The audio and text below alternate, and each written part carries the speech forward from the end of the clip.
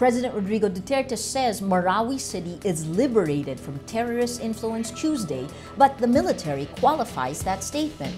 Ladies and gentlemen, I hereby declare Marawi City liberated from the terrorist influence that marks the beginning of rehabilitation. AFP spokesperson Brigadier General Restituto Padilla clarifies in an ANC interview the war in Marawi continues. It will continue until armed elements are dealt with, but terrorists no longer have complete control. He adds there are a few stragglers left and some hostages that have not been freed. As this develops, the United States praises the armed forces of the Philippines Tuesday for killing Marawi siege leaders Isnilon Hapilon and Omar Maute. U.S. Embassy spokesperson Molly Kashina says in a statement, the U.S. is proud to support the AFP's counterterrorism efforts in Mindanao through intelligence, surveillance, and reconnaissance capabilities and other technical assistance. Hapilon and Maute died in clashes with government troops after midnight Monday, October 16, after the Marawi crisis raged for nearly 5 months. AFP Chief General Eduardo Año says the military will, in his words, fight and aim to put an end to terror groups in Basilan, Sulu, and Maguindanao by 2017. After the death of Isnilon Hapilon and Omar Maute, the next question from the public is, will martial law in Mindanao be lifted? In a press conference after the death of the terrorist leaders, Defense Secretary Delfin Lorenzana said the government is not talking about lifting martial law yet. He explained there's a need to assess the situation in Mindanao. The government draws plans to rehabilitate Marawi City after President Rodrigo Duterte announced it was liberated from terrorists.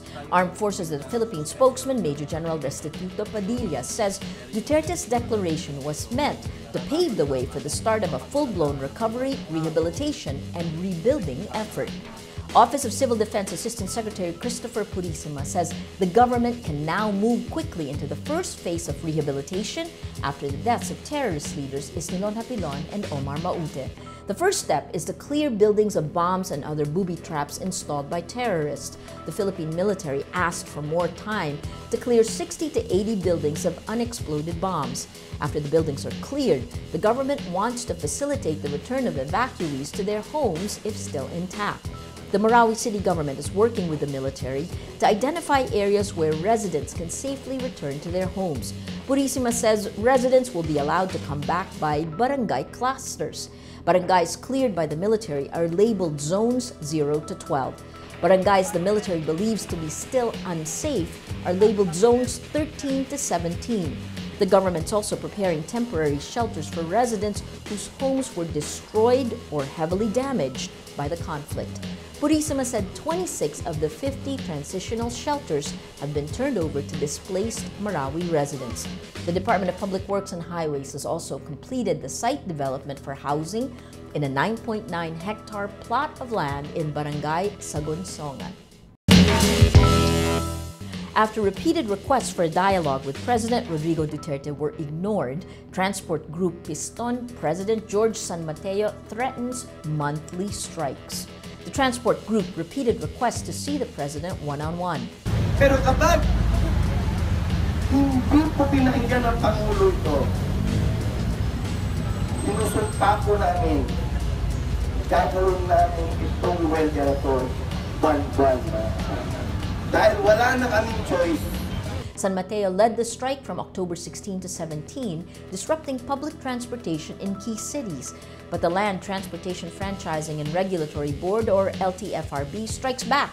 LTFRB board member Eileen Lisada says the agency will revoke franchises of jeepney drivers who participated in the two-day strike and the rallies held by transport group Piston.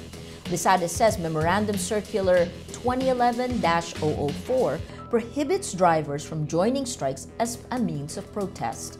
The memorandum says a public utility vehicle operator shall not resort to cessation of service as a sign of protest against any government decision under pain of suspension or cancellation. The University of the Philippines and Silliman University ranked lower in the latest Coccarelli-Simmons Asia University rankings released Tuesday, October 17th.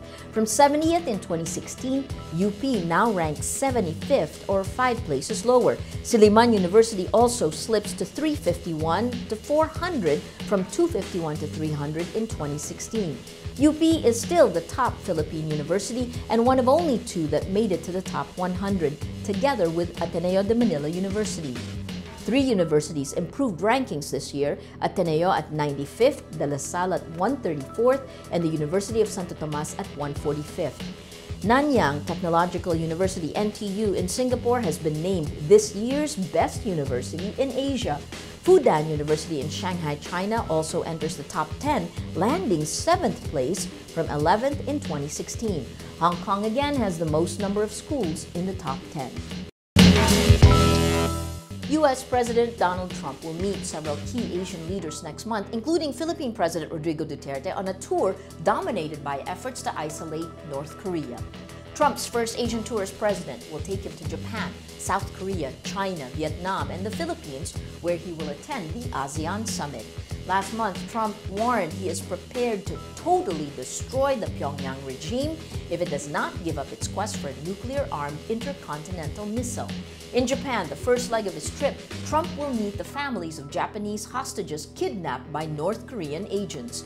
In Seoul, Trump will meet President Moon Jae-in before addressing the South Korean parliament to urge the body to maximize pressure on North Korea. In Beijing, Trump will renew his relationship with China's President Xi Jinping. From there, he will travel to Vietnam, one of the countries disappointed by his decision to pull out of the TPP, Trans-Pacific Trade Deal, then on to the ASEAN Summit in Manila. Early in his tenure, Trump praised Duterte for doing an unbelievable job on the drug problem.